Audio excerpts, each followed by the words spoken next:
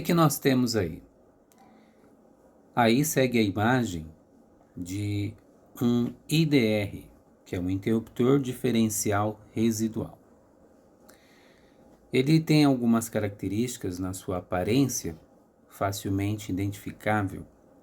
Por exemplo, esse botão teste aí, tem até em alto relevo uma letra T e abaixo está escrito teste. E ele serve exatamente para isso, para testar o funcionamento do DR. Periodicamente é sempre importante apertar esse botão aí para testar o funcionamento do DR quando o mesmo está inserido num circuito energizado. Quando a gente apertar esse botão, o que tem que acontecer indicando que ele está funcionando perfeitamente?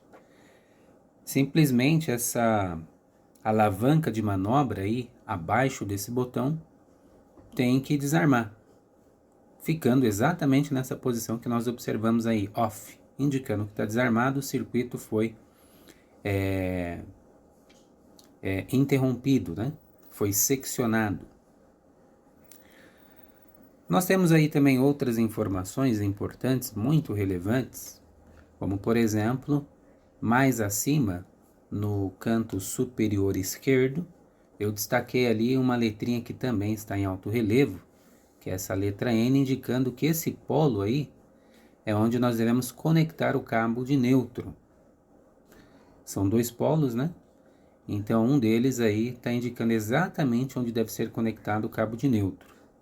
Então imagine que a tensão que vai passar por este DR é de 220 volts.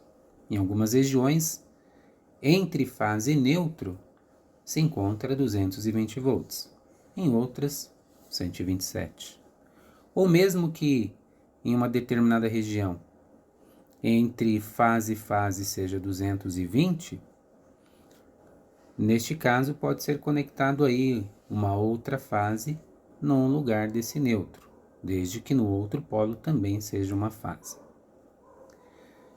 Então, seguindo com informações importantes, eu quero me ater agora a esta parte aí onde eu também destaquei, que está escrito 25 amperes, mas ao lado em letras menores, em números menores, está escrito ali, ó, 0,03 amperes, que nada mais é do que 30 miliamperes. O primeiro, maior, aí 25 amperes, está indicando para nós qual é a corrente que os contatos de potência desse DR suporta, os contatos metálicos, a corrente máxima que pode passar por esse DR. Já o segundo, 0,03 amperes ou 0,03 amperes ou 30 miliamperes, o famoso 30 miliamperes, é a corrente de sensibilidade. Corrente de fuga indica qual é a sensibilidade para diante da corrente de fuga deste DR. Como assim? Olha só. Geralmente muito antes de... Quando se tem uma corrente de fuga que expõe as pessoas a um choque elétrico, muito antes dessa corrente atingir a um valor de 30 miliamperes, esse DR ele deve desarmar seccionando o circuito, interrompendo o circuito, protegendo a integridade física da pessoa para que aquele choque, que às vezes ela pode estar exposta, não cause danos à integridade física dela. Dizer que ela não vai tomar nenhum choque, não dá para afirmar. Talvez um beliscãozinho, mas nada que vai afetar a integridade física da pessoa.